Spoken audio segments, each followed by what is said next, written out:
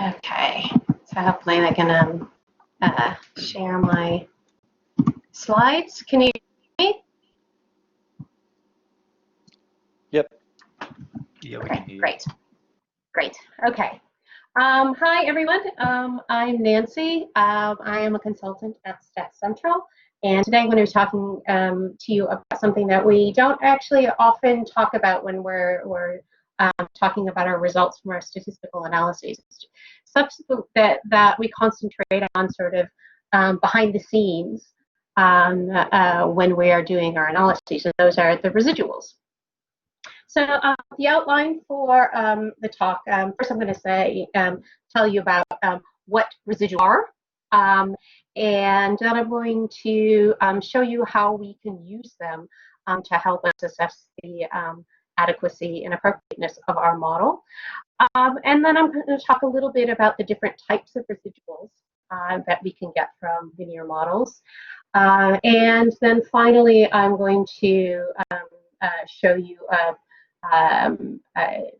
extensions of these types of residuals in different models. So models that don't necessarily have the assumptions of normality or use a normal distribution for the outcomes, and other types of models as well.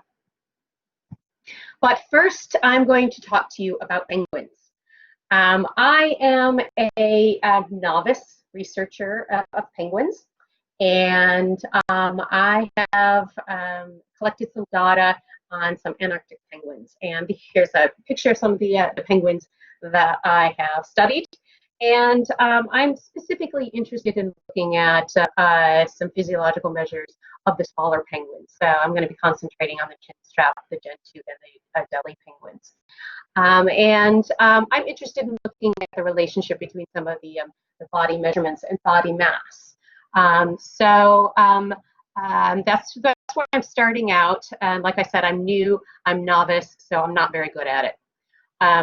Okay, so the first thing I do when I'm doing my data analysis is I always make a picture. And I know that much about my data analysis.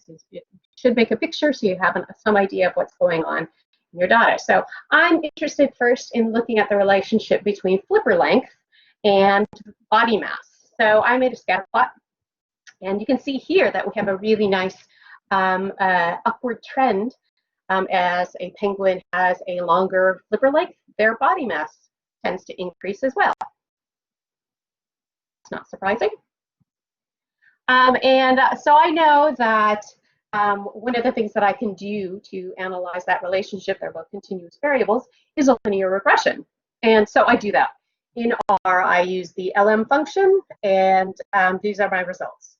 And so I look at that and go, oh my gosh, yes, there is a strong positive relationship between flipper length and body mass, such that with every minute increase in flipper length, there's a predicted 50 or so gram increase in body mass. Yay! I'm going to publish this. So what I've done with that linear model there is I have created an equation for the line that goes through this cloud of data points. So I've literally done the slope, intercept, and slope of this line, and that's great. It looks like it has a nice sort of descriptor of the relationship. So let's talk about the linear model a little bit before I get into what the residuals are. So our linear model at a very basic level is predicting some outcome, which we call Y, from a set of predictors. In this case, we just have one predictor, the intercept, and something that relates the values of the predictors to predicted outcomes, and those are our regression coefficients, and that's in our beta matrix there. And then we have this thing over here, and that is what is left over. Those are our residuals. And what do I mean by that is what's left over? Well, if we go back to our scatter plot here, while we do have a nice line that goes through all those dots and stuff, not all of the dots are laying right on the line. And that's what I mean by what's left over. That's the residuals. And in our R output, I've sort of indicated where each of these elements of the linear model are located. So first of all, our outcome is the body mass. Every penguin in our data set has the body mass. Our predictors are right here, flipper length, and then everybody has the intercept. These are the values in that beta matrix. And then we have our residual things down here, and that's sort of a measure of the overall amount of those dots not being right on the line.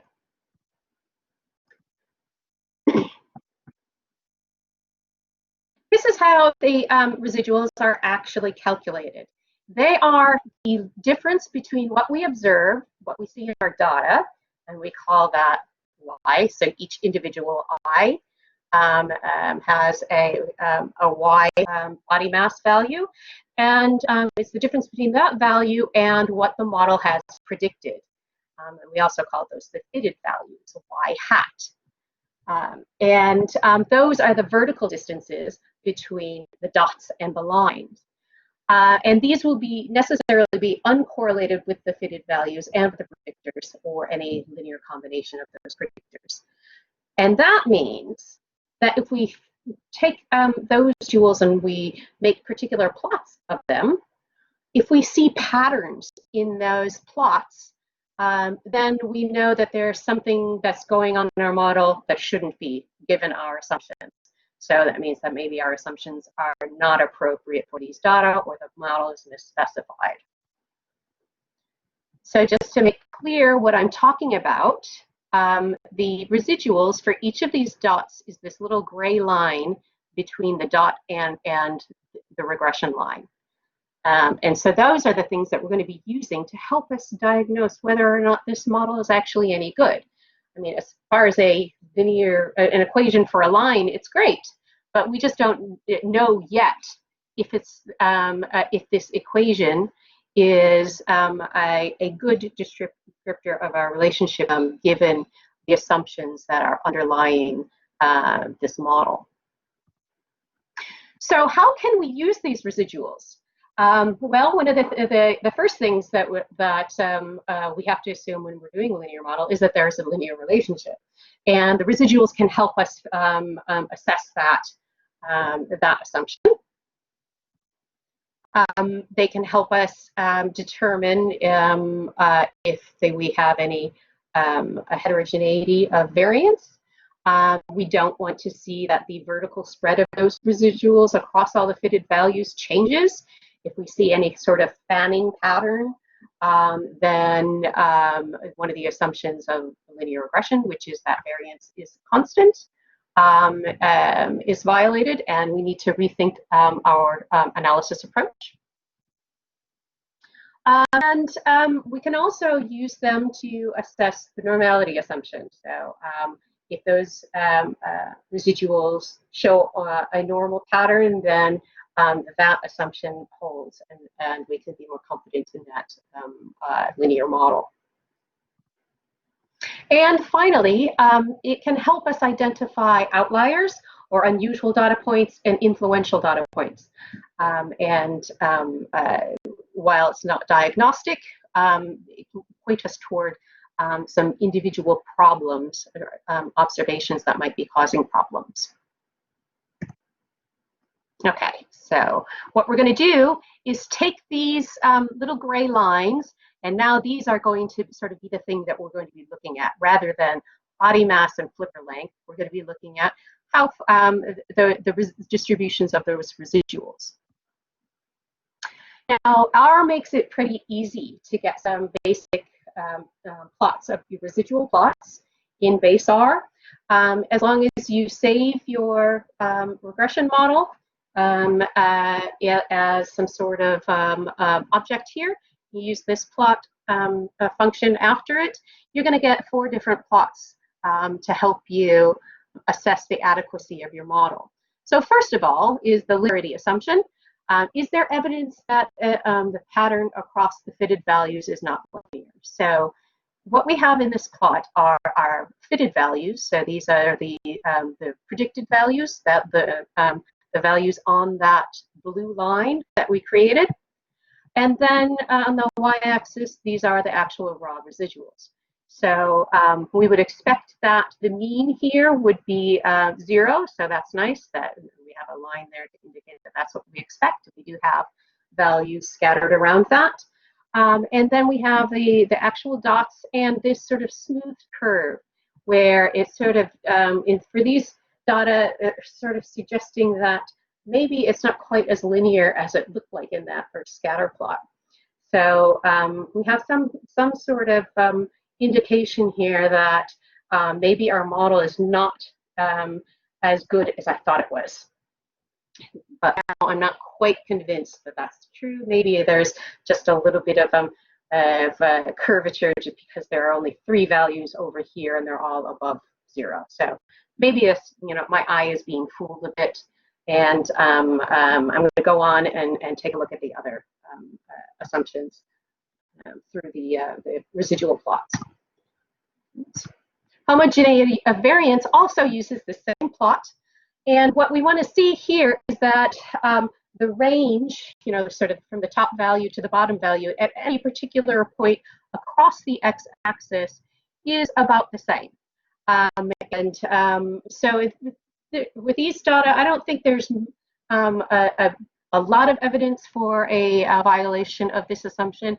It may look like there is, as it sort of slopes down a little bit here and maybe slopes up slightly there. So right in here, there seems to sort of be a little disconnect, but I don't know that that's indicative of a violation really of this assumption. I think more that the linearity is more of a concern here.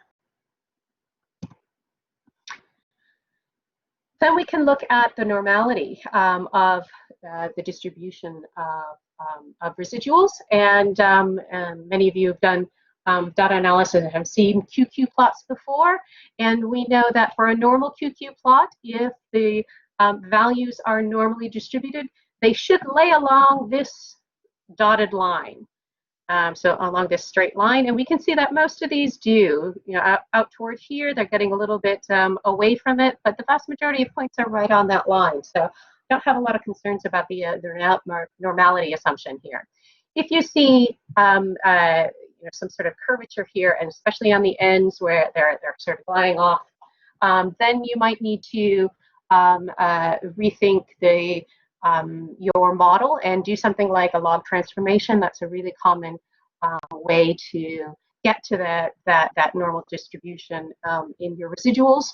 And it's a really very common transformation and very easily understood transformation for your data when you're looking at these your residuals.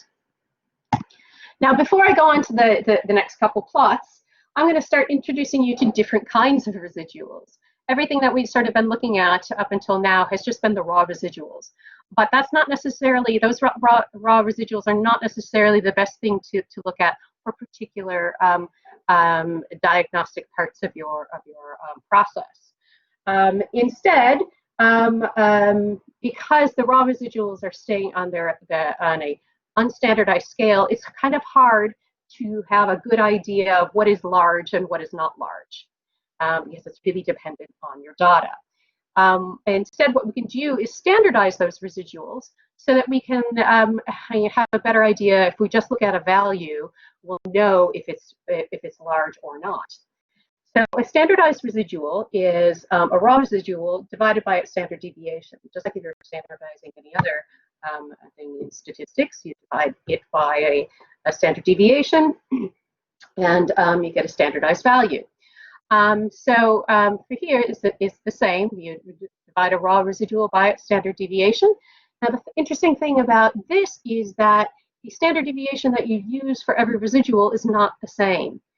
It's dependent on the x value for that residual. So each residual has its own standard deviation, which is kind of interesting. But the maths are behind it, and I didn't feel like you really needed to know all of that. just know that every standardized residual is standardized to the value that on the x-axis rather than an overall standard deviation. What happens then, though, is that these standardized residuals are not correlated with the predictor or the linear combination of predictors. So that's something to keep in mind. And some people argue that these are not the best things to help you identify outliers or influential data points, but other researchers have no problems doing that. So how do we use these standardized values then? The next plot that we would see from the inbuilt R procedure is this scale location plot. And here again, we have our fitted values on the x-axis.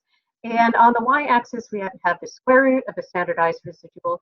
I assume that's just because then we can concentrate only on one part of the plot where to identify extreme values rather than the top and the bottom, and are helpfully label some of the ones that might be unusual. So I can go, oh, I want this number 40, this number 315, and this number 170. I should just go and maybe take a look at the data themselves and perhaps do some more diagnostic work looking at those observations.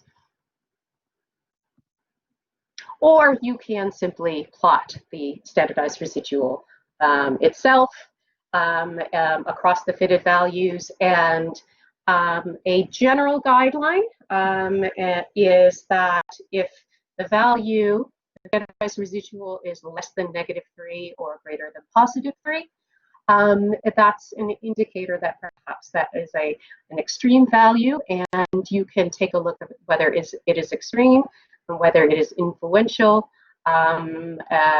through lots of different means to do that, but I'm not really going to go over those right now. Now, another way to rescale your residuals is called studentizing your residuals. You can think about these this way. If you were to rerun your model over and over and over again, each time taking out just one observation, and you do that for however many observations that you have, and every time you save the residuals for all the other data points, you end up with a distribution of residuals for every data point. And studentized residuals are the standardization of those distributions. But you don't have to do that because they are mathematically related to your standardized residuals through this equation, which is just based on your sample size and the number of predictors that you have in your model. So this is a lot easier and a lot less time consuming than doing the actual deletion over and over and over again. And these can also be used to help you identify unusual or outlying observations. And you can see here, this is a scatter plot with the studentized residuals, and it looks really close to the standardized one. That's not necessarily always the case. It just happens to be the case for these penguin measurements. And you sort of can use the same guideline if you have a value lower than -3 or greater than 3, that might be signal an unusual data point to investigate further. Okay, the final plot that you get from the standard plot command in R is this residuals versus leverage plot, and this is a plot to also help you identify outliers or influential data points. Leverage is a measure of how far away from the midpoint of the x's your value is for a particular value. You can see that down in the corner down here, there's a thing that says Cook's distance, and there should be a dashed line which indicates on here if a data point is beyond that dashed line. Cook's distance would say, oh, this might be an influential data point. But in our case, we don't even see the little dashed line for Cook's distance, meaning that all of these dots, regardless of how far they are away from this, the 0 point, have relatively low-ish Cook's distance, and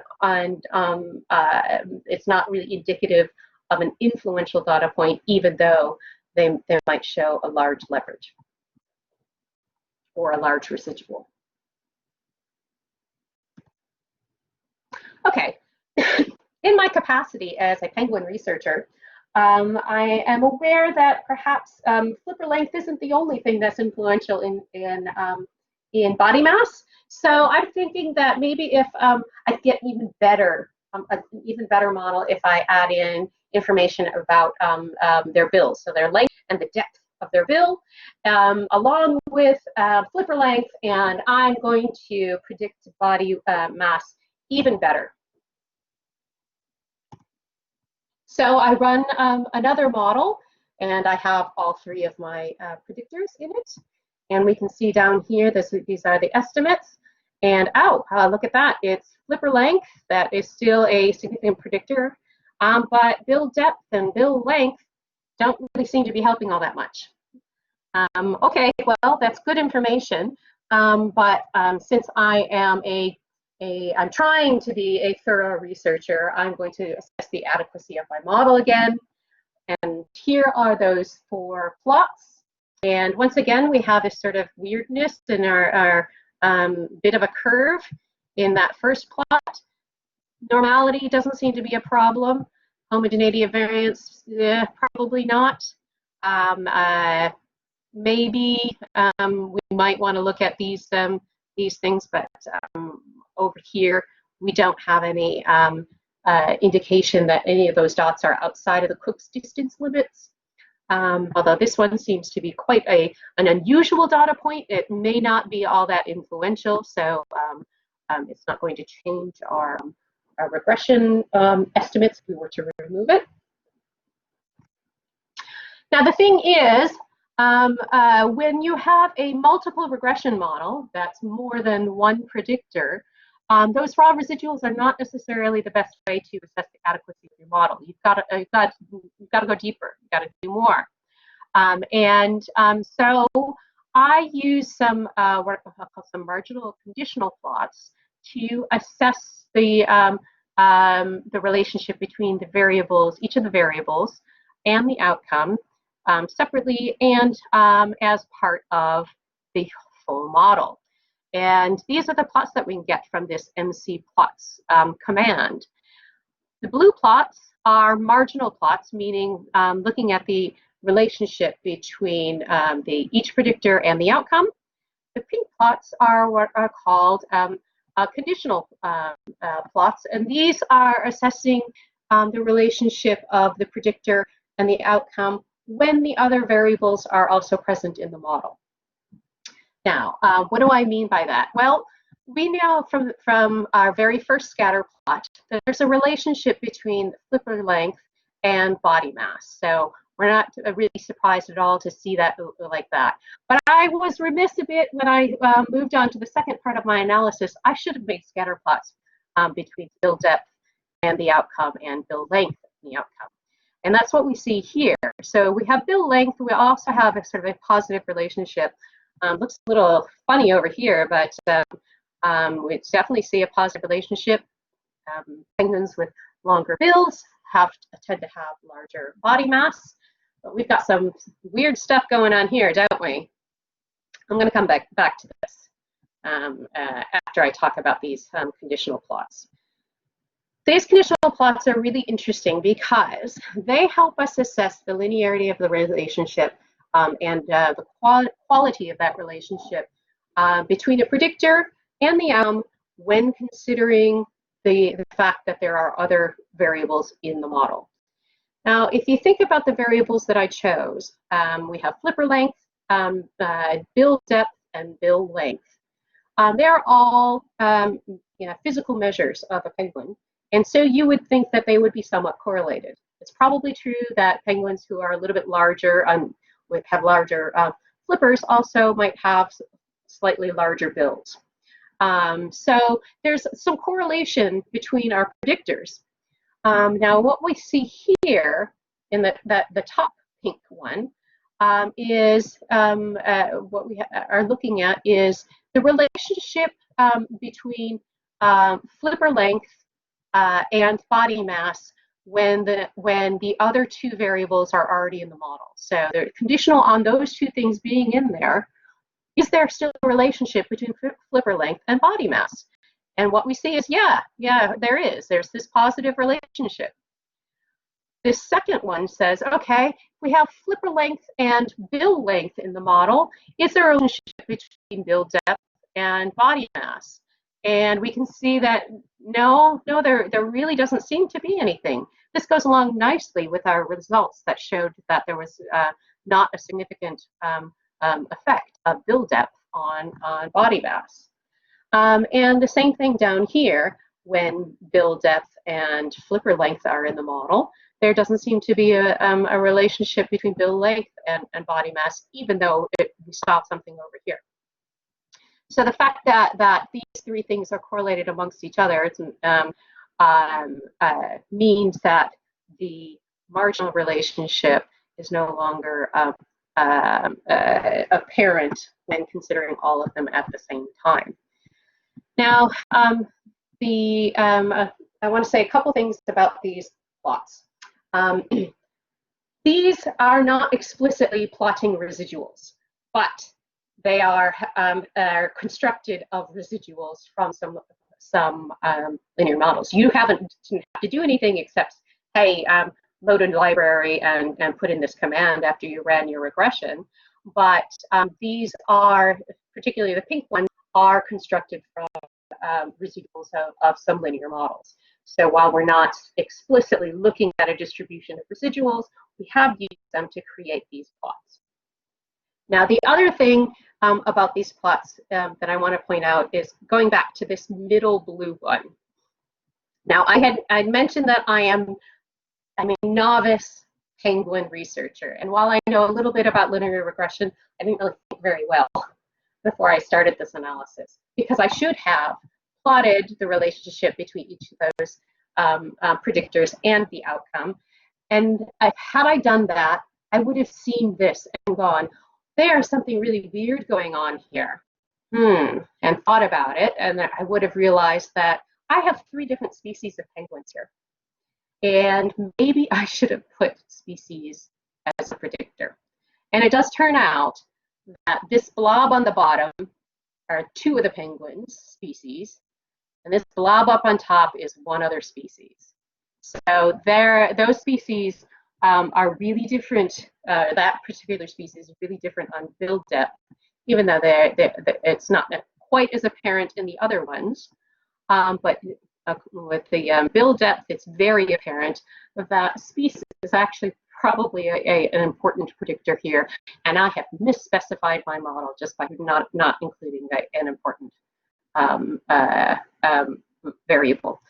And I will tell you that if I did put that variable in, then a lot of the weirdness in those in the plot right here sort of goes away.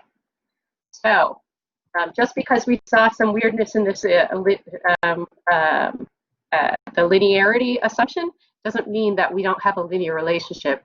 It was more indicative that I did not specify my model well. I didn't have the right variables in it. So these residuals can be used to check those assumptions and also suggest model misspecification. So they are used to help examine the assumptions and suggest whether or not your model is missing something. Okay, so I've only been talking about linear regression, but there are other types of models where residuals are important as well. And I'm sure that a lot of you have done research where a linear model, a linear regression, is perhaps not a good choice. So for example, if you have repeated measures data, you might be using a mixed model to analyze your data.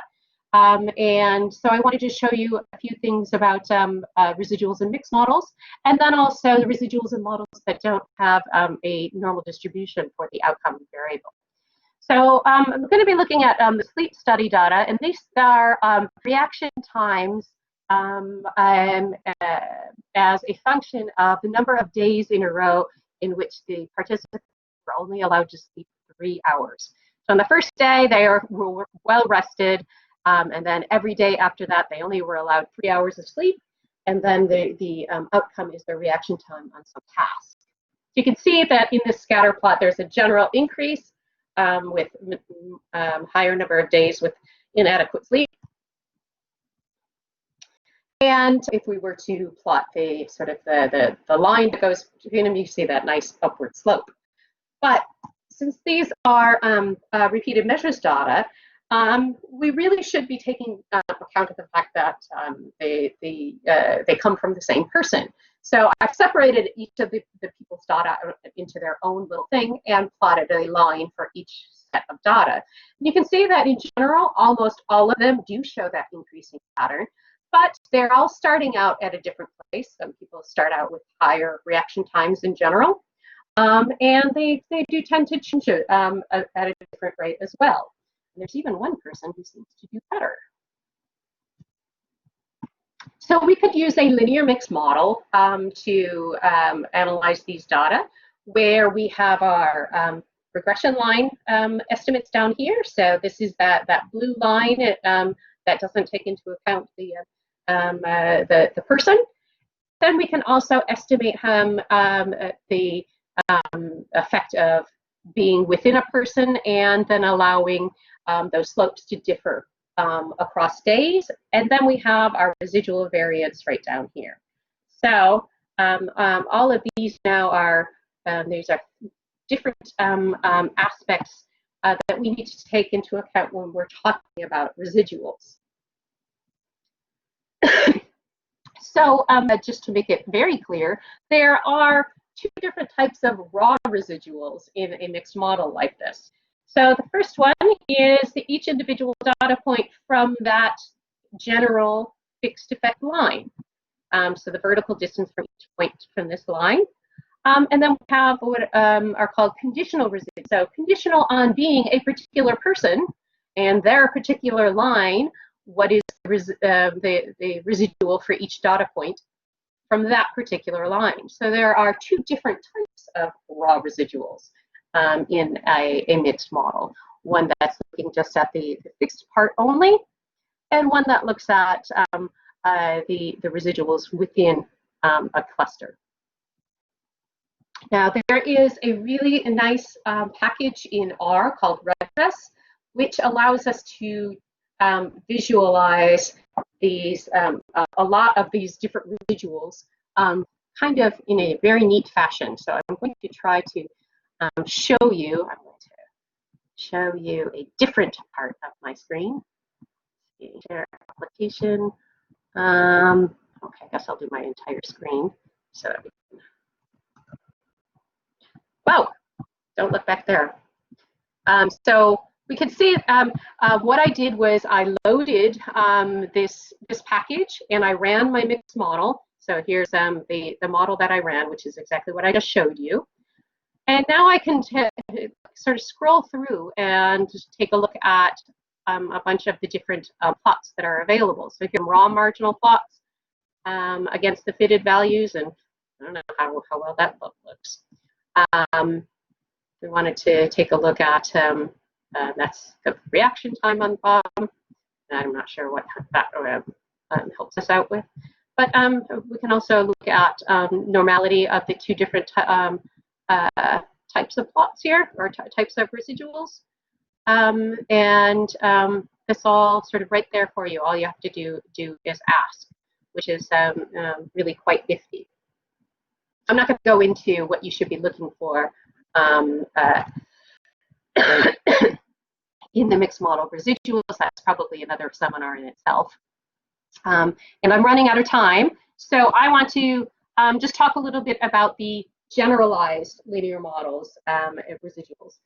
If any of you have ever done any analyses where of sort of count data or a binary outcome, and you've looked at the residuals just like I did for the linear regression, you might have seen something that looks like this. And this is just the raw residual from a Poisson model, and it definitely has some patterns. And if I didn't know that this was a Poisson variable, I would be like, what the heck is going on with this? Because a Poisson distribution is is a discrete distribution, we don't have that nice big cloud. And the guidelines that we use to judge the raw residuals don't really work here. There's different patterns. It certainly doesn't have the constant variance. There's so many problems with these residuals. It's almost useless. Instead, what we can do is use simulated residuals and look at those. So what do I mean by simulated?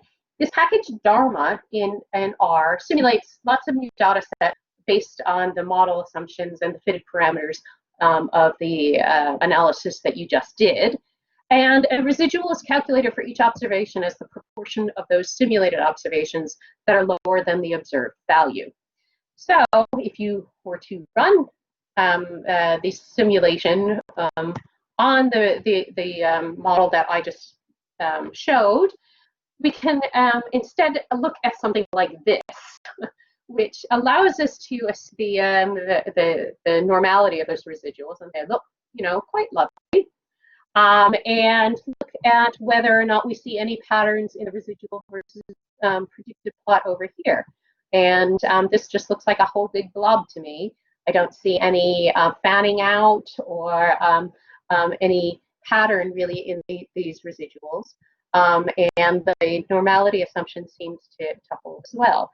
So just because you have a general linear model or generalized linear model or generalized linear mixed model, where the raw residuals that you would normally take a look at don't really lend themselves to easy interpretation, you can use this Dharma package to get there and allow you to assess some of the assumptions of those models much more easily than just using the residuals that you would typically get out of an analysis like that. Okay, so here's some information about some of the things that I talked about, those particular packages and the Penguins data set itself. Thank you very much. Before, I just wanted to point out that ResTech on Thursday afternoons has Hacky Hour. And so if you have any data management and data storage or quick data analysis issues, you can join them in their MS Teams Hacky Hour session and get some free quick advice. So at least one person from Staff Central will be there, and she may be there right now. So let me see if I can, how do I stop? I don't know how to not, there we go, stop sharing, so we don't keep looking at that. Thank you very much. I'm happy to take some questions.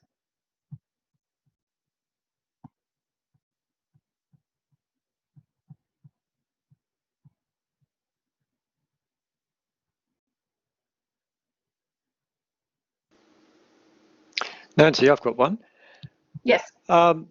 With linear mixed models, people talk about Pearson residuals and deviance residuals. Mm-hmm. Are they useful, and if they are, how? Yeah. In fact, some of the residuals that you get out of that RedRes package are the Pearsons, and under certain conditions, a Pearson's residual is a standardized residual. But I didn't want to go into yet another type of residual. Deviance, I'm not exactly sure. I don't have, off the top of my head, what they're most useful for. I'd have to get back to you on that one. Okay, thanks. If anyone's got a question, you can just ask it or raise your hand using that raise hand icon at the bottom, or load it up onto chat and we can read it out for you. Hi Nancy, thanks for today. I just had a quick question. Mhm. Is there any like less objective way to be able to assess your model? Like, I've seen some people that do residuals divided by something. Like, is there some way you could get a number, or is really a residual Yeah. plot really just the best way to go about it? You can do statistical tests for the for normality, and there's the Shapiro-Wilks and stuff, but I don't think they're really any better than a QQ plot, especially if you have a decent sample size. If you have a large sample size, those are going to lead you astray.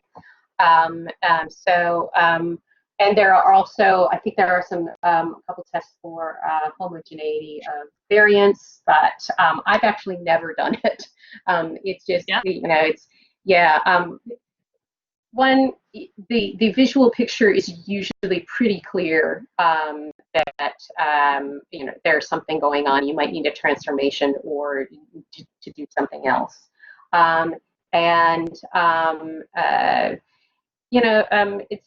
It's not the point of your data analysis. It's to help you on your way to the best model that you want to present.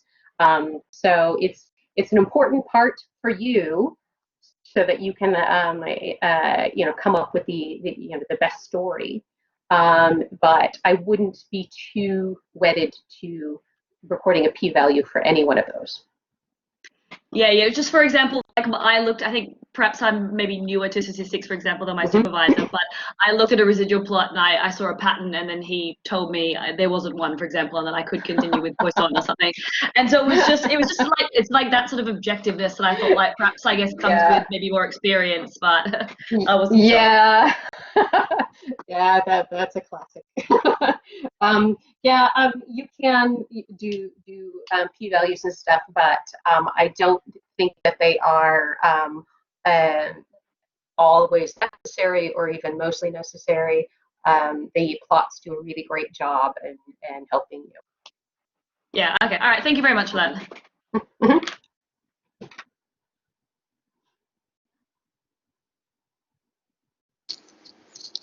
Any more questions? We've got a few minutes left.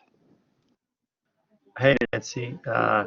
Just wanted to say thank you very much for that. That was really great and everything made sense. It was nice to go through that. I just wanted to say, like, it'd be cool if you could also do a similar session on mixed models, so we could go into a little bit more detail on those.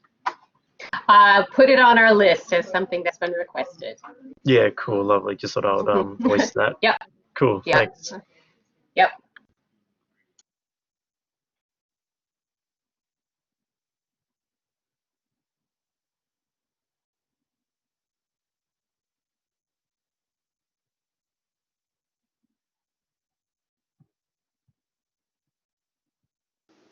Well, it doesn't seem like anyone else has any questions straight away, but while you're thinking, I'll just mention that for people who don't know about Stats Central, although most of you probably do, we're the statistical consulting unit at UNSW, and we offer support to all researchers. So any research students or staff who'd like to get some statistical support, just get in touch with us and we'll arrange to talk to you online in this COVID world. So a last call for...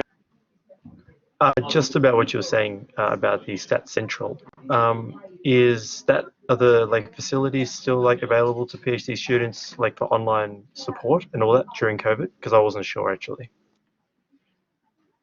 Absolutely. We can do almost everything that we do online. So we've all been actually working from home since March, and we do all of our meetings either through like Teams or Zoom, and through email and stuff. And the same support for PhD students is available. Cool. And is it just like like the DVR Stats website? Just go to that. Yeah. If you go to the MWAC website or go to Stats Central at .unsw, there will be a link to our consultation form, which asks you some questions about what your study is and some very general information, and then one of us will contact you. Okay, lovely. Thanks for that. Mm-hmm.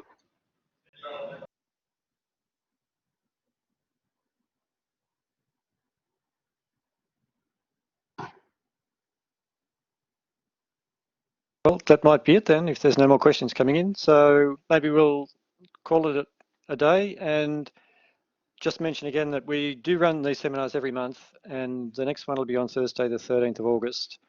And straight after that, you can go on to Hacky Hour, which is a really useful session run by Research Technology. So thanks again for everyone for coming, and we hope to see you next time or at another seminar. And thanks, Nancy, for a great seminar. Thank Bye you. all.